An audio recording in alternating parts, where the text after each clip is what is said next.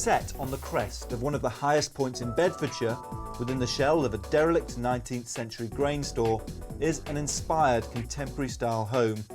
The creation of Nicholas and Alison Tighe, the design makes great use of the barn's impressive volume, with double height spaces, galleries and informal partitions. As well as designing and managing the project, Nicholas worked on site every day for 2 years to help keep down costs. The winner for Best Conversion 2004 is awarded to Nicholas and Alison Tighe.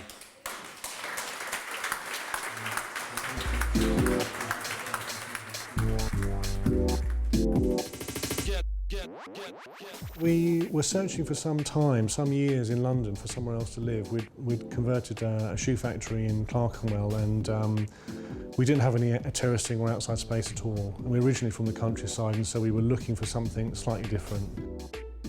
When we purchased the building, it was derelict and empty as a grain store, but it was sold with detailed planning permission.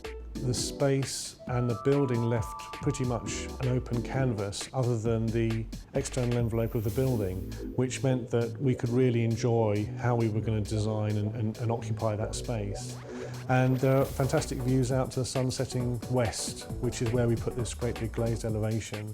I suppose that combination of dramatic sort of panoramic views and an openish canvas of space inside were the two things that led us to really want the space. Planning permission included 6 bedrooms and 2 levels. The 6 bedrooms didn't quite work for us because we wanted to create some double, triple height spaces that created a feeling of spatial volume, which otherwise would have been devoid if we'd just run a first floor right the way through the building. So we decided to offset the 4 bedrooms against the spaces. And although we were advised against it in estate agent terms, we thought that visually it would be actually the right decision. Because we've got a wonderful view at the end of the barn, it made sense to make this processional route outside to the far end of the barn for the entrance and garaging. Coming into the house, it's effectively a processional route through the house, which is taking you through a series of open spaces that have their own functions within them. So there's a kitchen space, the dining space that we're in now, a fire space, which is quite a snug sort of area in an open plan living space, and then up to the main living room, which has the views out to the end.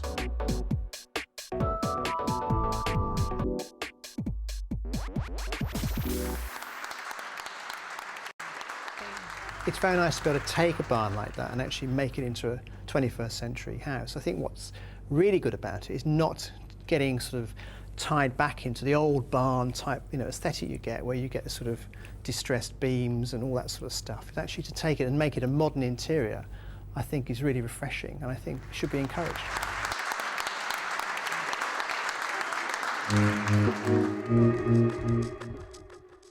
This year's overall winning project was selected from amongst the category winners and is the project that we felt best embodies the spirit of the self-builder. The first prize is £5,000. To announce the winner, I'd like to invite Naomi Cleaver from the Daily Telegraph to come back up, please. The award for Home of the Year 2004 goes to Nicholas and Alison Tighe for their spectacular barn conversion in Bedfordshire.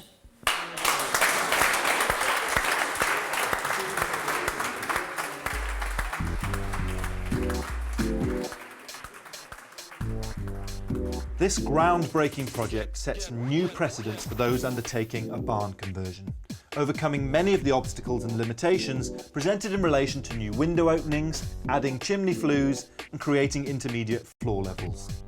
Interesting from a planning perspective, as a new home it is simply thrilling, with wonderful open plan spaces somehow kept incredibly intimate by the clever use of informal divides, the simple separation of live-work areas and cutting-edge technology. What most impressed the judges, though, was the remarkably unpretentious approach to material specification, with plywood and even pebble dashing reclaimed as envy-inducing details. When balanced with the personal sacrifice Nicholas had to make to get the whole thing built in the first place, doing much of the work himself, the result is a triumph.